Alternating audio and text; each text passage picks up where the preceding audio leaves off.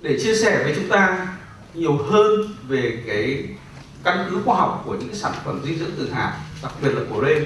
Thì ngày hôm nay chúng tôi cũng rất là vinh dự mời đến Việt Nam bác sĩ, một vị tiến sĩ, một vị bác sĩ đến từ Mỹ. Ông đã có 20 năm, hơn 20 năm trong lĩnh vực nghiên cứu về những cái biện pháp phòng ngừa cho các cái bệnh ung thư mà không dùng các cái chữa trị theo phương pháp hiện đại như là hóa trị hay là xạ trị, mà dùng những cái phương pháp tự nhiên hơn để giúp người ta có thể cải thiện được cái vấn đề về các vấn đề ung thư một cách tự nhiên. Và đặc biệt là ông cũng là chủ tịch của nhiều cái tổ chức đi đầu trong cái việc là giúp cho các cái bệnh nhân sẽ giảm hơn và không cần dùng nhiều đến cái phương pháp về thuốc men, về bệnh tật để xử lý các vấn đề về bệnh tật, mà sẽ thiên nhiều hơn về cái việc phòng ngừa những cái vấn đề đó từ trước khi nó xảy ra, hoặc có thể giúp trong cái quá trình điều trị người ta có được những cái cải thiện đáng kể hơn rất nhiều so với những cái phương pháp truyền thống mà chúng ta vẫn đang sử dụng. Thì ngày hôm nay chúng tôi rất là vinh dự mời lên sân khấu bác sĩ tiến sĩ Brad Wicks.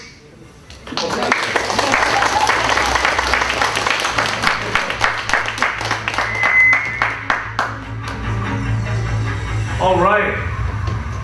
I am honored to be in Vietnam. I apologize for that sound. Xin lỗi mọi người về âm thanh vừa rồi ạ. I want to speak with you tonight as a medical doctor about seed nutrition, eating the seed. Ngày hôm nay tôi muốn nói với tất cả các bạn về các loại hạt cũng như là dinh dưỡng từ hạt. You know, in America we throw away the seed. We eat the fruit and we throw away the seed. Ở Mỹ thì chúng tôi thường khi ăn trái cây thì chúng tôi bỏ tất cả các hạt đi. And we now know that the seed is the most nutrient dense part of the whole fruit. Và bây giờ thì chúng tôi phát hiện được rằng hạt chứa rất nhiều dinh dưỡng. My training was as a neurologist and immunologist and psychiatrist. We call that psychoneuroimmunology. Tôi được học về thần kinh học, tâm lý học và miễn dịch học. And I worked mostly with cancer patients. Và tôi làm việc chủ yếu với các bệnh nhân ung thư.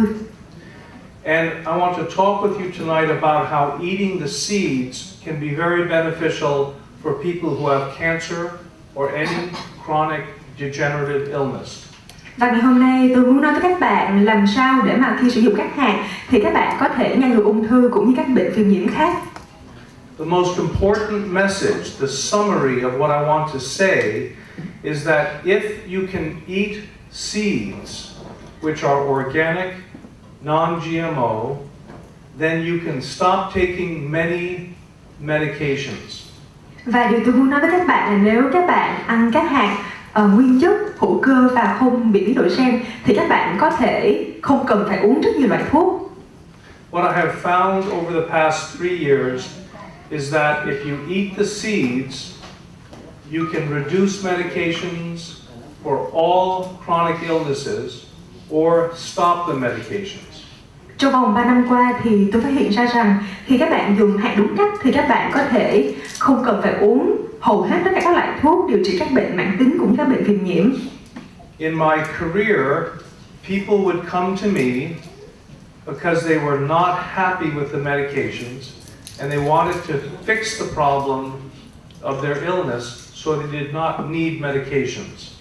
Khi các bệnh nhân tìm đến tôi thì họ thường không muốn phải dùng thuốc nữa mà họ muốn dùng những phương thức khác để mà chữa các bệnh của họ. So we encourage drinking good water and exercising and taking vitamins and minerals and eating well so they don't need so many medications. Và chúng tôi khuyên họ là phải uống nhiều nước, phải ăn nhiều trái cây cũng như là phải tập thể dục thể thao để mà không sử dụng nhiều loại thuốc mà họ đang dùng nữa. And it's very rewarding for me to help people get off medications safely. Và tôi cảm thấy rất tự hào cũng như đó là phần thưởng rất quý báu khi tôi giúp hầu hết bệnh nhân của mình không cần phải uống thuốc nữa. And I can say that this product, Soul, is the most effective I have seen for helping people get off medications. Và tôi có thể tự hào nói rằng các sản phẩm của Xô đã giúp các bệnh nhân của tôi không cần phải uống thuốc và cũng như đã chữa khỏi bệnh. Now, there's one exception. Tuy nhiên có một ngoại lệ. One medication that you cannot get off of if you're taking Soul. Có một loại thuốc duy nhất mà các bạn không thể nào bỏ được khi mà các bạn dùng Xô. Very important. Do you know what it is? Rất là quan trọng. Không biết các bạn có biết đó là thuốc gì không ạ? Anybody? Có ai biết không ạ? If you're taking birth control pills, do not stop them. Nếu bạn dùng thuốc người thai thì tốt nhất là bạn không nên bỏ nhé. Bạn vẫn phải tiếp tục dùng thuốc người thai nếu các bạn có dùng Xô chăng nữa. Okay. Now, this is my father. Đây là cha của tôi. At age 62. Đây là hình của ông vào tuổi 62. Healthy, active, busy, but white hair. Ông là một người rất khỏe mạnh nhưng mà tóc lại bị bạc trắng hết. I gave him soul and seeds, and after 6 months, his hair was coming in black. Tôi đã cho ông dùng sản phẩm Xô cũng như là cho ông ăn các loại hạt và sau 6 tháng thì tóc ông đã đen trở lại. I have traveled the world, meeting with doctors around the world. I've never seen any product that can do this. Tôi đã đi lịch vòng quanh thế giới cùng với các bác sĩ khác và tôi chưa bao giờ thấy một sản phẩm có một cái tác dụng như thế này. And that makes me very happy because not only is his hair coming in black, but his whole body is younger. Và tôi cảm thấy rất hạnh phúc bởi vì không chỉ tóc của ông đã đen trở lại mà cơ thể của ông cũng khỏe mạnh hơn và trẻ hơn. And I'm going to be explaining how seeds do that because they deliver DNA and RNA from the seed to help people's genetic body work better. Và tôi sẽ giải thích trong buổi thuyết trình ngày hôm nay làm sao DNA và RNA từ hạt sẽ giúp cho cơ thể trở nên khỏe mạnh hơn. This is more pictures. You can see he started out white hair, comes in black. Very, very powerful anti-aging food. Và đây là nhiều tấm hình hơn các bạn có thể nhìn thấy trên màn hình là tóc ông từ bạc chuyển sang màu đen càng ngày càng nhiều hơn. So why does the seed do that? Như vậy làm thế nào mà các hạt có thể làm được điều này?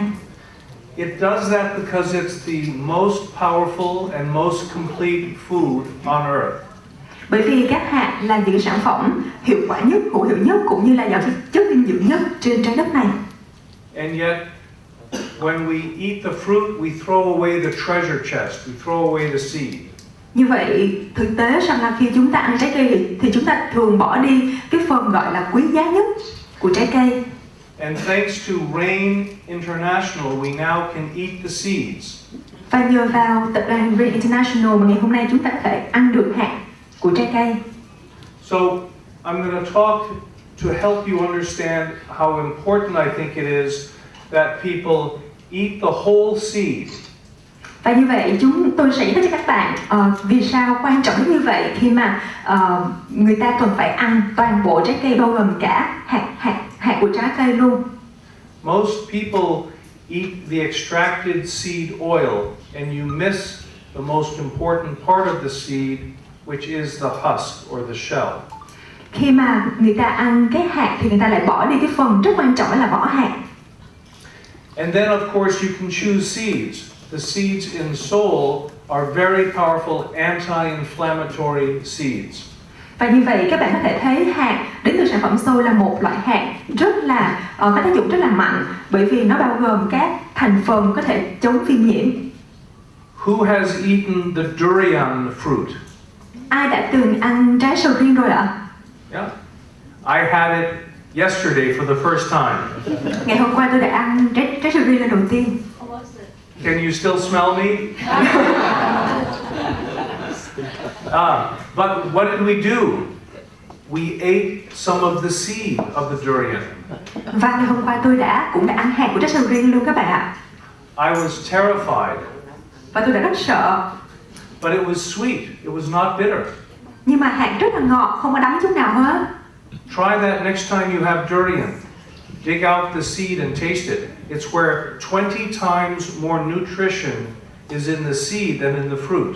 Lần sau nếu các bạn ăn sầu riêng thì hãy nhớ ăn hạt luôn nhé, bởi vì nó chứa chất dinh dưỡng gấp 20 lần so với thịt của trái sầu riêng. So, the test is, should I eat the seed? The answer is yes, as long as it's not poisonous. Như vậy câu hỏi rằng là tôi có nên ăn hạt của trái cây không? Câu trả lời là có, miễn sao là hạt không có chứa chất độc. Always when I lecture to doctors about the seeds, they say some seeds are poisonous. The answer is yes. Rain will never give you poisonous seeds. Câu hỏi rằng là có nhiều loại hạt có chất độc không? Câu trả lời là có. Tuy nhiên sâu sẽ không bao giờ sản xuất những loại hạt có chất độc để cho các bạn ăn đâu ạ. Now, this is what a good doctor will teach you, that life comes from life. Một điều rất hay mà các bác sĩ có thể dạy chúng ta đó là cuộc sống bắt nguồn từ sự sống. In America, we have something called junk food. Ở Mỹ thì chúng tôi có một từ gọi là thức ăn vặt đó các bạn. I can tell you there's no such thing as junk food. There's food and there's junk. And just because you can eat the junk, it doesn't make it food. Okay? Và tôi muốn nói với các bạn là thực ra không có thức ăn vặt đâu, chỉ có hoặc là thức ăn hoặc không phải thức ăn thôi nếu các bạn ăn. Now, if you want to be alive, eat living food. Nếu các bạn muốn cảm thấy còn sống thì các bạn cần phải ăn thức ăn khỏe mạnh cho sức khỏe và thức ăn sống. And in Vietnam, the food is full of living vegetables and fresh fish. It's delicious. Và ở Việt Nam thì có rất nhiều loại rau xanh cũng như rất nhiều loại cá tốt cho sức khỏe. Now, where does life come from? Cuộc sống đến từ đâu ạ? It comes from the light. Cuộc sống đến từ ánh sáng. It's always true that light creates life. Và luôn luôn đúng rằng là ánh sáng tạo ra sự sống. So how does light get into the food?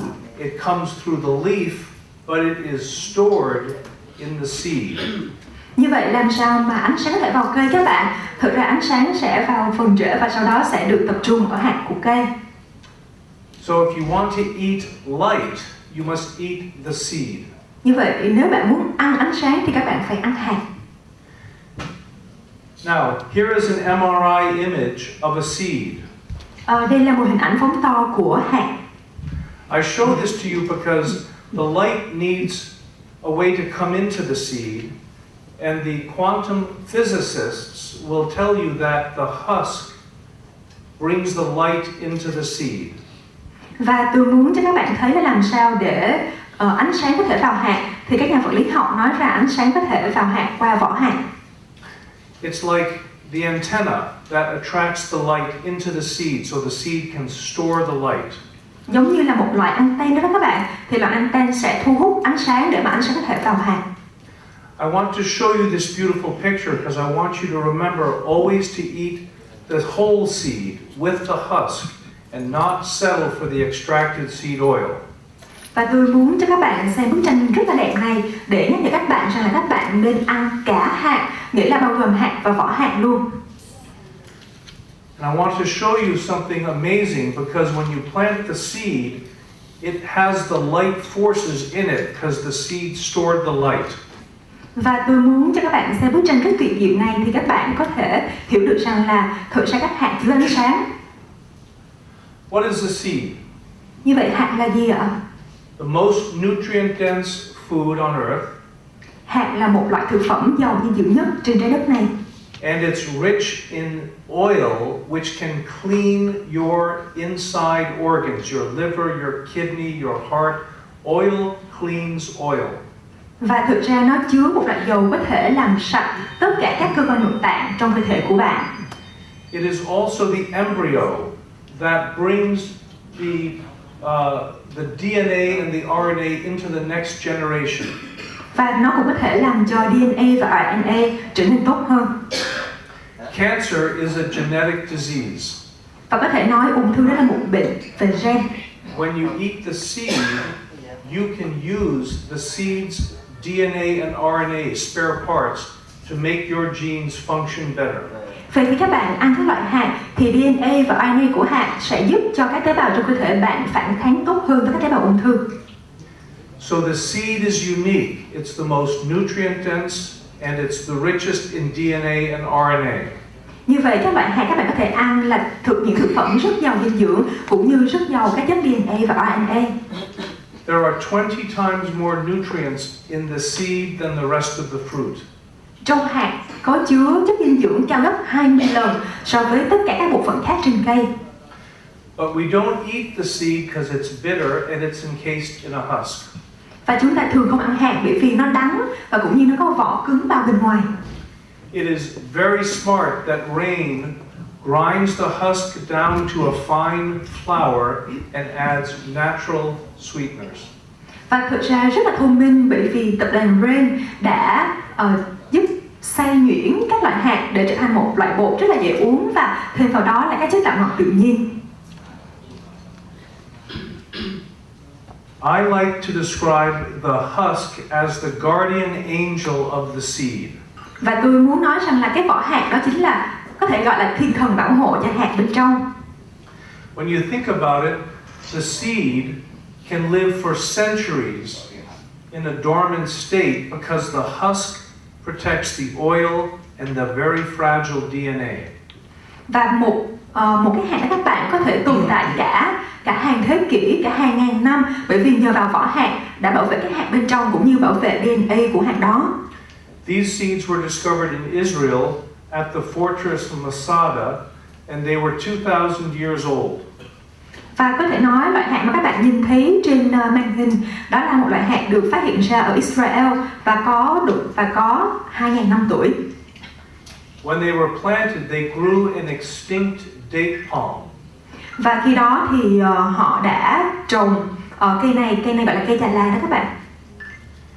The seed is very fragile, but if it has an intact husk, it can be protected for 2,000 years. Thực ra hạt thì rất là mong manh, rất là dễ vỡ, nhưng mà nếu có cái vỏ hạt bao bên ngoài thì có thể tồn tại cả 2.000 năm. Is 2,000 years a long time? 2.000 năm có phải là thời gian lâu không các bạn? The most old seeds were 32,000 years old. Và có thể nói loại hạt mà gọi là lâu đời nhất có 32.000 năm tuổi ạ. They were found 38 meters under the earth in Russia. Và họ đã tìm thấy ở dưới sâu trong lòng đất đến 38 mét ở Nga. And they sprouted. Và cuối cùng nó đã nảy mầm. I only show you this because when you look at soul, if you put some on your palm and spread it out, you'll see the tiny husk fragments. Tôi nói điều này bởi vì nếu như các bạn dùng sản phẩm của Soul và các bạn đưa vào lòng bàn tay đó, rồi các bạn sẽ nhìn nó ra một chút xíu, các bạn sẽ nhìn thấy là có cả vỏ hạt ở trong đó nữa. And those are like gems, like gemstones, very valuable to protect the oil of soul. They're very nutritious. Do not take extracted seed oils. Take the whole crushed seed. Và thực ra vỏ hạt giống như là những cái mảnh ngọc quý đó các bạn. Vỏ hạt sẽ bảo vệ hạt bên trong cũng như dầu của hạt bên trong để cho hạt được tồn tại cái thời gian rất lâu. I will skip that slide, but it talks about how seeds are positioned. This is the sunflower seed. They're positioned to attract energy. Và tôi muốn cho các bạn xem hình này để là hình hoa hướng dương và tôi muốn giải thích là làm sao hoa hướng dương có thể tiếp thu được ánh sáng. Like a speaker pushes energy out, the seed is positioned by the plant to receive energy. Và khi mà tôi nói chuyện hoặc là khi một cái bóng đèn các bạn là nó sẽ đưa năng lượng ra, còn như hạt của cây thì là sẽ thu hút năng lượng.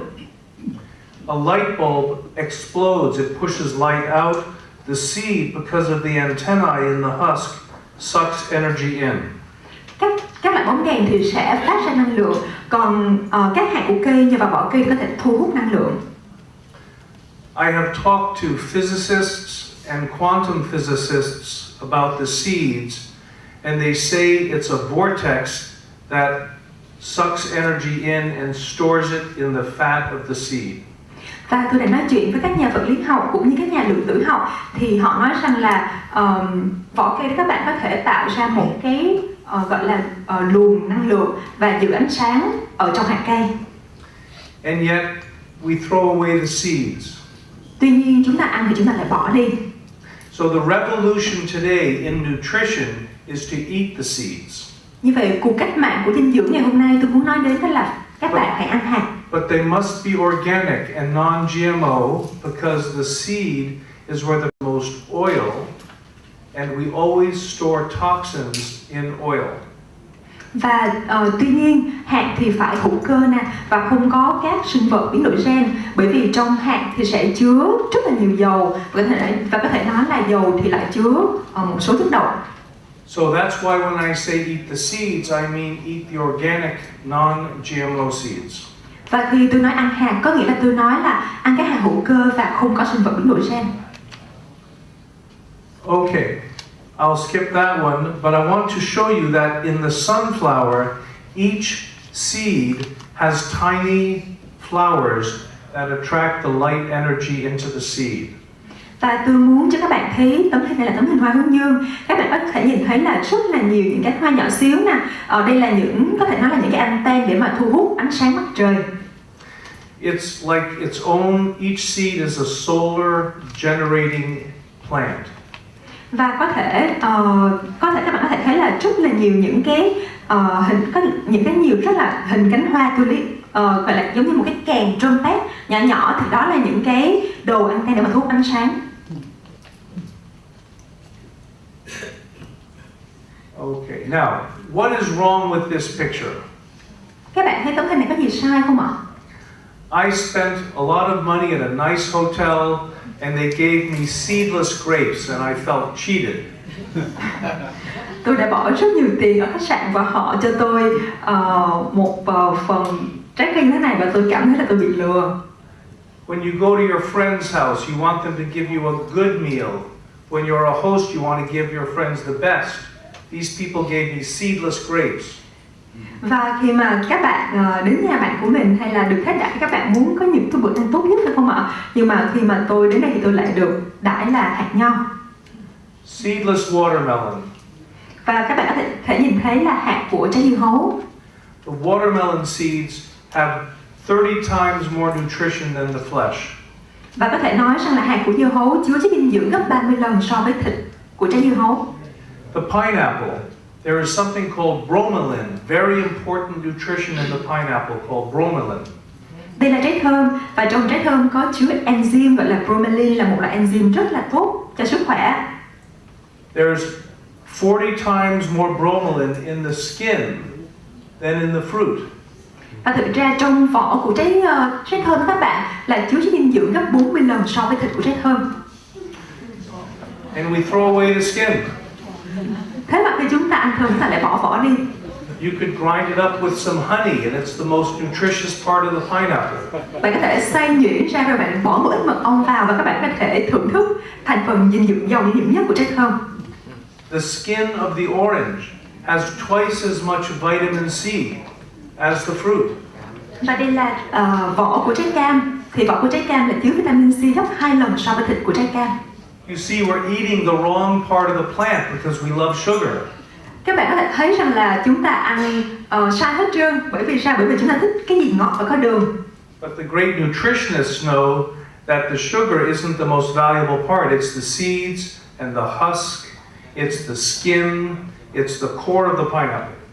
Nhưng mà cái phần giàu dinh dưỡng nhất không phải là thịt của trái mà là hạt, vỏ hạt và đôi khi là vỏ của trái cây đó.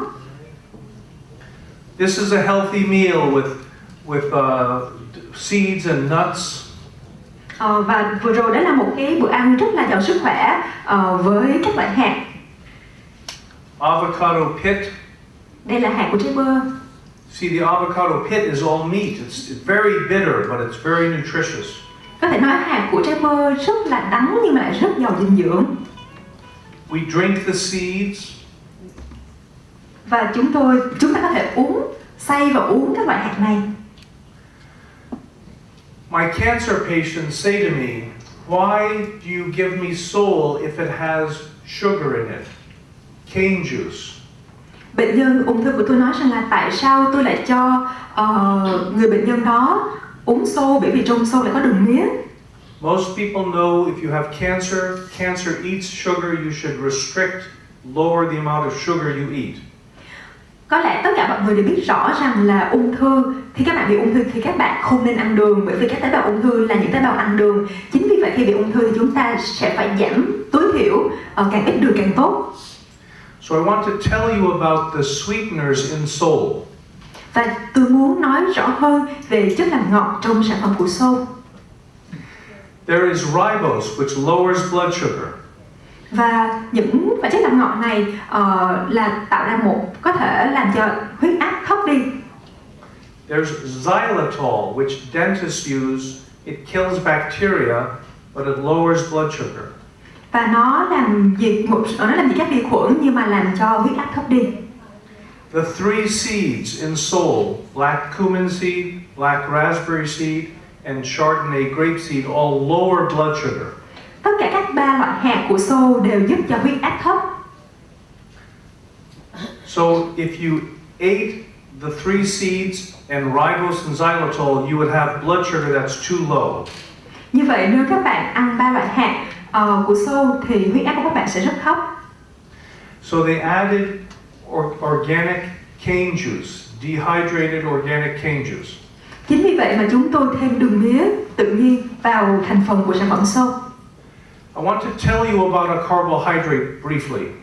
Tôi muốn nói cho các bạn về vấn đề đường mía một cách ngắn gọn.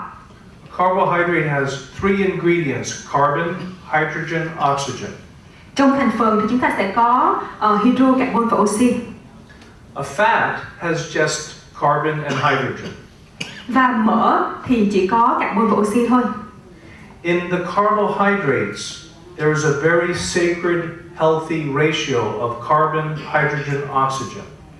Chúng ta để có một cái tỷ lệ khỏe mạnh thì chúng ta phải có một cái tỷ lệ đúng của hydro, carbon và oxy là 1:1. If the ratio is 1 to 2 to 1, it's healthy. Nếu tỷ lệ 1:1 là tỷ lệ rất tốt cho sức khỏe. The body treats it like food. Và như vậy thì là cơ thể của bạn đã chọn một thức ăn rất là tốt cho cơ thể của mình. Cane juice is 6 carbons, 12 hydrogens, 6 oxygens, so it's the healthy ratio. Đường mía thì có 6 hydro, 12 carbon và 6 oxy, có nghĩa là 1:1 là tỷ lệ rất tốt cho sức khỏe. You see, sucrose is a near miss, white sugar, 12 to 22 to 11. Và loại đường sucrose là có tỷ lệ không tốt, đó là 12 hydro, 22 carbon và 11 oxy với lượng oxy rất thấp. This is just one example of the closer that I look into the formulations of Rain products, the better and healthier they are. Và đây là một cái ví dụ rất nhỏ khi mà chúng tôi muốn nhìn vào thành phần của sản phẩm xô thì thấy thành phần của sản phẩm xô với các tỷ lệ chất rất là tốt cho sức khỏe các bạn ạ. Sucrose, white sugar, is not life sustaining. It's bad for people with cancer. Loại đường sucrose thì rất có hại cho những bệnh nhân bị ung thư. And the cane juice is life sustaining. There's 3 grams in soul. It's less than a quarter of one apple. Và tôi có thể nói rằng là đường mía mà trong xô thì chỉ có 3 gram thôi, là khoảng thấp hơn 1/4 so với loại đường trong trái táo. But still, when you give soul to people, the blood sugar comes down. So if you give soul to a diabetic person, you must warn them that they have to be careful. They will need to lower their medication. Và như vậy thì chúng tôi có thể nói rằng là mặc dù đường ở trong xô, lượng đường trong xô rất thấp, nhưng khi mà các bạn dùng để chữa cho các bệnh nhân bị tiểu đường thì vẫn phải nói là họ phải giảm bớt lượng đường khác cũng như là phải điều chỉnh các loại thuốc khác. I don't know, but I think she's doing a great job.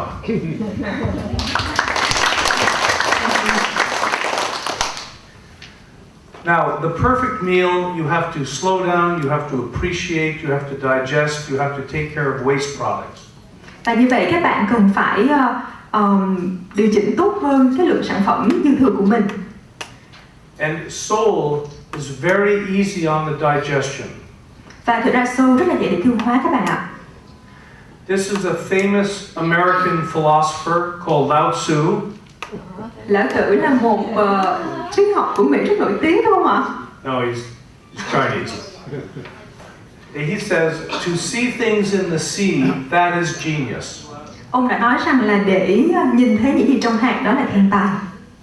So as you get to know the rain products, you will think that they are genius because they work very, very well. Như vậy các bạn có thể thấy rằng là những sản phẩm của Rain International là những sản phẩm rất tốt bởi vì đó là những sản phẩm đến từ hạt. A doctor has people that come with a concern. Và một bác sĩ đã tới và có một quan ngại như thế này. This man came to me and he said, my wife thinks my hair looks dirty.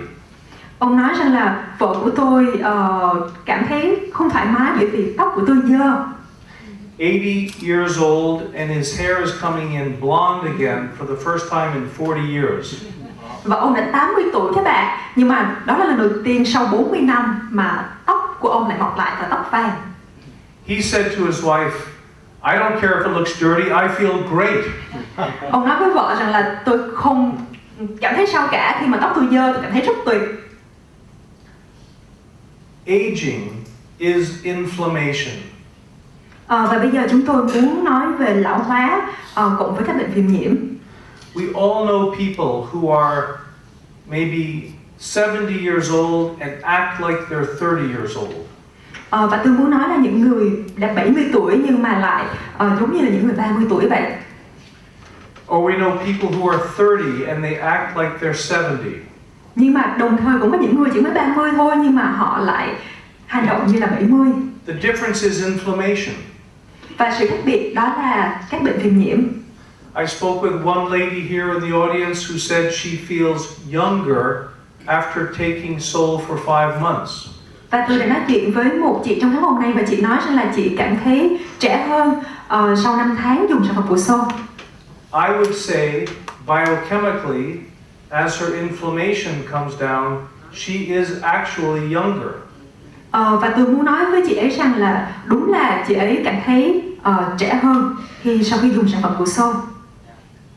The word in English is now inflammaging. It's inflammation causes aging.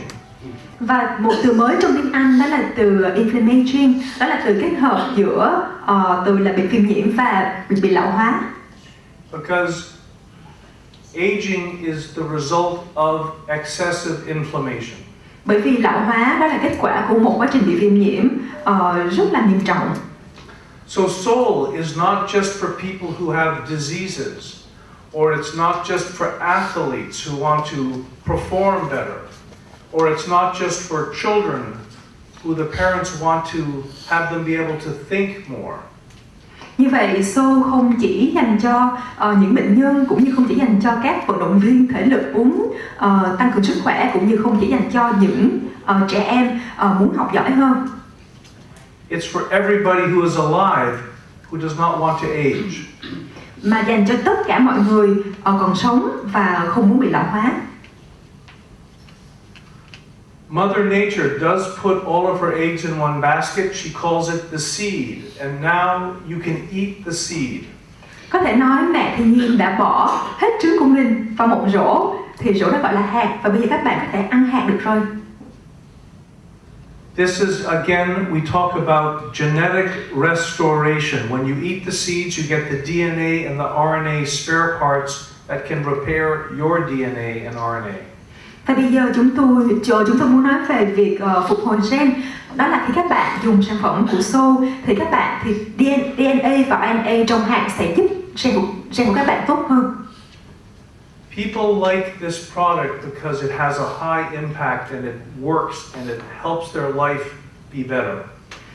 Tất cả mọi người dùng sản phẩm của Soul thì cảm thấy tốt hơn bởi vì họ cảm thấy khỏe hơn, cảm thấy trẻ hơn và cảm thấy chất lượng cuộc sống được tăng lên.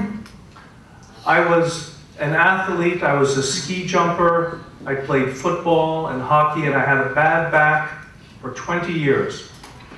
Tôi chơi rất nhiều môn thể thao, tôi chơi hockey và tôi chơi bóng đá và rất nhiều thể thao và rất nhiều những môn khác, và tôi bị đau lưng trong rất nhiều năm trời. I know that the problem with my back is that it's too far away from the front of my stomach. Và tôi bị đau lưng rất là nhiều và can you say again? My back is too far away from the front of my stomach. I don't know how to translate. And we'll leave it be. But the point is, I took Soul for 2 days, 1 packet twice a day, and I woke up the third morning, for the first time in 20 years, no back pain. Và tôi đã dùng sản phẩm của Soul trong vòng 2 ngày và một ngày tôi dùng 2 gói và sau đó thì khi tôi thức dậy tôi không còn thấy đau lưng nữa. And that's when I started to study the seeds. Và đó là thời điểm mà tôi bắt đầu nghiên cứu về các loại hạt. So this is what makes me happy, is the people that I love take Soul and they get great results, like my father. Và điều làm tôi hạnh phúc hơn nữa đó là những người thân yêu của tôi sau khi dùng sản phẩm Soul thì đạt được kết quả rất tốt, và trong đó là có cha của tôi. And I just want to show you some more pictures of this. Và tôi muốn cho các bạn xem nhiều hình ảnh hơn nữa. You can see the black comes in. So I asked my mother, "Are you taking Soul?" And she said yes. Tôi hỏi mẹ tôi rằng là mẹ tôi có dùng Soul không và bà nói là có. I started noticing in the front some black hair. Bắt đầu tôi cảm thấy là ở phần trên trán của bà là tóc đã chuyển sang màu đen. Most of the circulation is in the back, the blood circulation. So I said, let's look back there. Và thông thường thì tuần hoàn máu đó các bạn thì diễn ra nhiều hơn ở phần tóc phía sau. Thì tôi nói với bà là hãy nhìn vào phía sau tóc của mẹ nhé. Thì các bạn có thể nhìn thấy trên hình. White on top, black underneath. Và có thể thấy rằng là tóc bạc thì phía trên và tóc đen thì ở dưới. My wife has built this business to a diamond level and has many hairdressers in her organization. They say that Soul makes people's hair come back to their young color. Và có thể nói rằng là vợ tôi đã làm việc với rất nhiều nhà tạo mẫu tóc và họ nói rằng Soul đã làm cho tóc trở nên đen hơn và tốt hơn, khỏe hơn. And that's the power of eating seeds. Và đó chính là sức mạnh của việc ăn hạt. We know that all chronic illnesses, neurological, autoimmune, arthritis, diabetes, cancer, liver cancer, all inflammatory. Và các bạn có thể nhìn thấy rất nhiều các loại bệnh viêm nhiễm như tôi để trên hình, đó là các bệnh về thần kinh, bệnh tiểu đường, các bệnh về xương khớp, bệnh về phổi, bệnh về tim mạch và ung thư, tất cả đều là từ viêm nhiễm mà ra. We know that it's not just the sore joint, it's even all psychiatric illnesses are made worse by inflammation. Và các bạn có thể thấy rằng không phải đơn giản chỉ là bị đau xương khớp thôi, mà đôi khi đó là còn là những cái bệnh liên quan đến thần kinh như là bị liệt thần kinh, tất cả những các bệnh liên quan đến thần kinh cũng là do viêm nhiễm mà ra. Our brain is made of fat, but it's 100 times more omega-6 seed oil than omega-3 fish oil. Và ngay cả trong não của chúng ta cũng là có chứa chất béo, và ngay cả đó thì chúng ta cũng cảm thấy được rằng là trong các hạt cũng có một chất béo, có một lượng chất béo đáng kể. So if you have problems thinking, your child cannot pay attention, or if your parent has problems with memory, don't give them fish oil, which is omega-3, give them seed oils, which is omega-6. Và như vậy khi mà con của bạn không suy nghĩ nhanh, hoặc là ba mẹ của bạn bị giảm trí nhớ, thì các bạn nên cho ba mẹ hoặc con của mình ăn hạt, bởi vì có thể tạo nên chất béo gấp 6 lần, và không nên cho họ ăn dầu cá bởi vì chỉ tạo nên gấp 3 lần thôi. We know that autism or dementia is made worse by inflammation. Và mọi người đều biết rằng bệnh tự kỷ đó là một trong những chứng bệnh từ viêm nhiễm mà ra. We know that cancer, in order to spread, needs inflammation. So if you take anti-inflammatories, you can reduce cancer spreading. Và như vậy, và chúng ta cũng biết rằng là khi bị ung thư đó các bạn, đó là do từ viêm nhiễm mà ra. Như vậy khi chúng ta sử dụng các sản phẩm chống viêm nhiễm thì chúng ta cũng có thể kháng lại bệnh ung thư.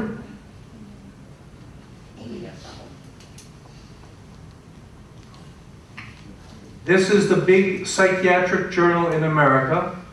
Và đây là một tờ báo rất là nổi tiếng về thần kinh ở Mỹ. And in May of 2015, a year ago, they said all psychiatric illnesses are made worse by inflammation. Và vào tháng 5 2015 thì họ công bố một tin rằng là tất cả những bệnh liên quan đến thần kinh là có thể trở nên tệ hơn nếu như gặp phải vấn đề viêm nhiễm. And the psychiatrist asked the question, is it time to recommend that our psychiatric patients take anti-inflammatory medications? And the answer was no. Và lúc đó thì các nhà thần kinh học đặt ra một câu hỏi rằng là các bệnh nhân của họ có nên dùng các thuốc chống lại viêm nhiễm hay không, thì câu trả lời là không. Do you know why? Các bạn có biết tại sao không ạ? All the anti-inflammatory drugs are very dangerous if you take too much. Bởi vì tất cả các loại thuốc chống viêm nhiễm đều rất nguy hiểm nếu như các bạn lạm dụng thuốc. Tylenol, a very common anti-inflammatory, kills thousands of people in America every year from an overdose. Tylenol là một loại thuốc kháng viêm và đã dẫn đến hàng ngàn người chết ở Mỹ khi dùng quá liều.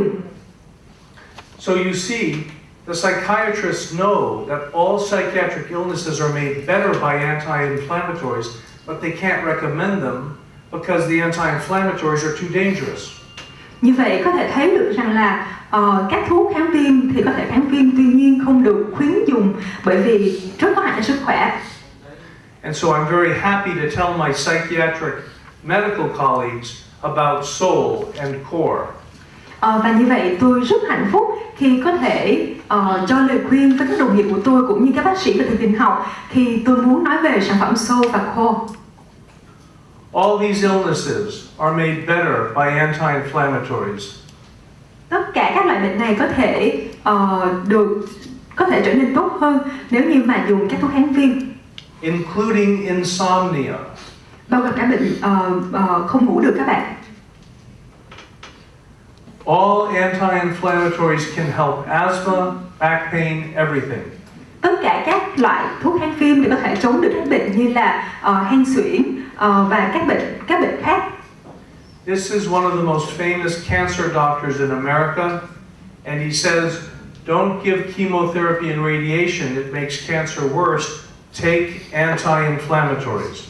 Đây là một bác sĩ chuyên về ung thư rất nổi tiếng ở Mỹ và ông nói rằng hóa trị và xạ trị chỉ làm cho ung thư ngày càng tệ hơn thôi. Thay vào đó hãy dùng các thuốc chống viêm nhiễm. If you have breast cancer, at Harvard they say take anti-inflammatory medications, breast cancer. Và khi mà bạn bị ung thư vú thì trường đại học Harvard khuyên dùng là các bạn nên dùng thuốc kháng viêm khi các bạn bị ung thư vú. I know there's much liver cancer in Vietnam, much pesticides, much pollution. You need to change your oils and take anti-inflammatories to clean that up. Và tôi biết rằng là có rất nhiều bệnh nhân ung thư ở Việt Nam cũng như không khí rất ô nhiễm cũng như là các loại thực phẩm không được tốt cho sức khỏe ở Việt Nam. Chính vì vậy các bạn nên dùng sản phẩm viêm nhiễm và nên dùng một sản phẩm tốt cho sức khỏe để có thể loại trừ tất cả những chất độc trong cơ thể của mình. So the oncologists in America understand anti-inflammatories are the future treatments for cancer. Như vậy tất cả các chuyên gia ở Mỹ họ đều cho rằng các chất chống viêm đó là tương lai để chữa các bệnh viêm nhiễm cũng như là ung thư.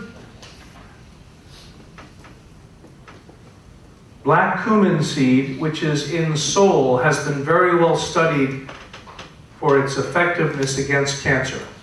Có thể nói một loại hạt gọi là hạt thì là đen đó các bạn, là một loại hạt rất tốt dùng cho các bệnh nhân bị ung thư. There are many ways that a chemotherapy drug works. Black cumin seed does all of them. Và có thể nói rằng có rất nhiều loại bệnh mà các phương pháp như là hóa trị, xạ trị chỉ làm cho tệ hơn thôi, nhưng thay vào đó các chất chống viêm thì lại làm cho những bệnh nhân trở nên khỏe hơn. The studies have been done. The studies have showed that if you're going to get chemotherapy or radiation, if you take the black cumin seed, the chemo and radiation is more effective with less toxic side effects. Tuy nhiên, nếu các bạn kết hợp giữa loại hạt thì là đen cùng với các giải pháp hóa trị và xạ trị thì sẽ đem lại kết quả điều trị cao hơn và chất Và hạt thì là đang sẽ giúp giảm độc trong các giải pháp hóa trị và xạ trị dành cho bệnh nhân bị ung thư.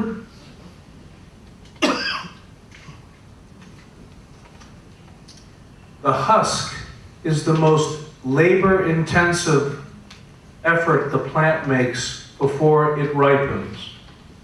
Như vậy có thể nói là cái vỏ hạt là cái phần rất giàu dinh dưỡng, cô đặc dinh dưỡng, là một phần rất tốt trong trái cây.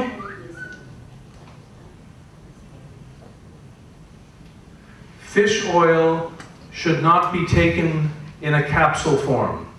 Các bạn hãy nên ngừng lại việc dùng dầu cá.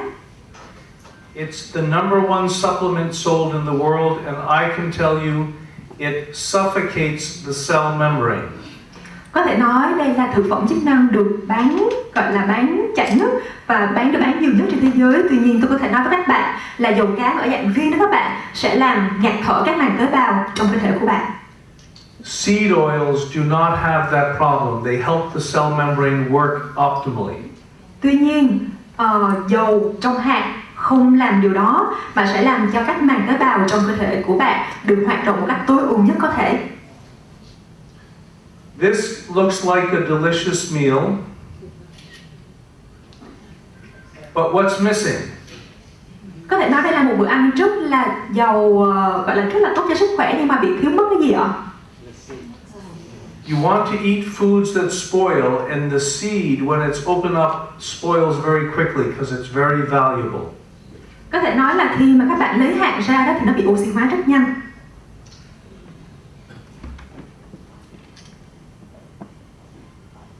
You can rub the soul on you as well. I get sunburned and I use it to protect my skin. Các bạn có thể lấy sản phẩm xô để mà chà lên cái vùng bị gọi là bị rát hoặc là bị đau đó các bạn, hay là bị cháy nắng chẳng hạn. Các bạn có thể dùng sản phẩm của xô để mà chà lên những vùng đó. My wife will speak next, and she broke her heel, but she felt very little pain because she rubbed soul on her foot. Và vợ tôi trong một lần bị chấn thương ở chân đã dùng sản phẩm của xô để bôi lên vùng bị chấn thương. Wrinkles are inflamed skin. Có thể nói là những nếp nhăn trên da mặt của mình đó là do da đã bị viêm nhiễm rồi. My most grateful people with soul tell me that they feel like they had a facelift. Tighten the skin. Okay. Và có thể nói là những người bệnh nhân của tôi khi mà họ dùng sản phẩm của xô thì họ nói rằng là xô đã làm cho da của họ được căng lên, được nâng lên. The skin is 1,000 times more omega-6 seed oil than omega-3 fish oil. Có thể nói là da của các bạn là có chứa rất nhiều omega 6 so với omega 3. It's always best to eat from nature. Và tốt nhất đó là vẫn ăn những sản phẩm từ thiên nhiên. Fresh coconut milk. Ví dụ như là uống nước dừa tươi chẳng hạn. But this is more practical for most people in the world. Nhưng mà cái thứ hai thì là hữu dụng hơn, thực tế hơn cho tất cả mọi người trên thế giới. When a doctor makes a recommendation, if it's not easy for the patient will often not do it. Khi mà bác sĩ đưa ra những lời khuyên cho bệnh nhân của mình mà nếu giải pháp đó không thiết thực thì bệnh nhân của họ rất là khó theo lời khuyên của bác sĩ. So I teach people to eat the seeds, and they can buy seeds, they can freeze the seeds, they can grind them in a coffee grinder, and they can eat them every day freshly ground. Và tôi đã nói với lại những bệnh nhân của tôi là họ có thể mua những loại hạt hữu cơ nào không có chất thay đổi gen, những loại hạt còn nguyên, và sau đó thì họ có thể làm lạnh để trong những cái ly đá chẳng hạn, và mỗi sáng thì họ có thể xay và uống ngay lập tức. But that takes too much work for most people. Và điều đó có thể làm mất quá nhiều thời gian của mọi người. And so we have convenient soul and core and form and fused, and they give many benefits of eating the seeds. Và thay vào đó thì chúng tôi có những giải pháp rất là tiện lợi hơn cho mọi người, đó là 4 sản phẩm Soul, Core, Form và Fused. When you eat one packet of soul, it's 8 to 10 servings of organic fruit, 8 to 10 servings of organic vegetables, and 3 servings of organic seed oils. Khi mà các bạn uống 1 phần xô thì có nghĩa là các bạn đã tiêu thụ từ 8 tới 10 phần trái cây hữu cơ nè, rồi 8 tới 10 phần rau hữu cơ, ngoài ra còn có thêm 3 phần các loại dầu hữu cơ ép lạnh nữa. Because it's full of seeds. Và tất cả đều là từ hạt hết. Core is very powerful detoxification for pesticides and polluted environment. Và sản phẩm khô là một sản phẩm rất là giàu dinh dưỡng và có thể giúp mọi người thanh lọc cơ thể và giải độc cho cơ thể.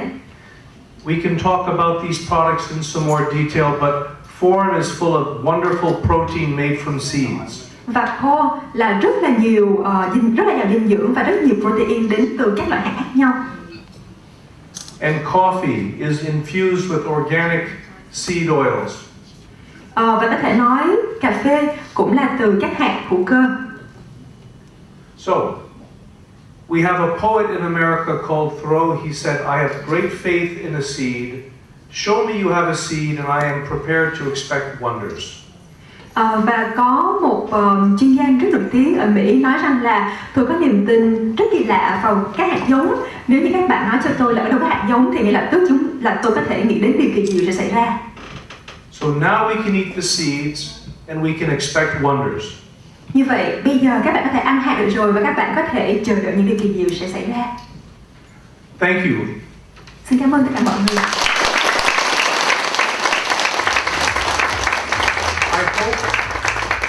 I hope that's helpful.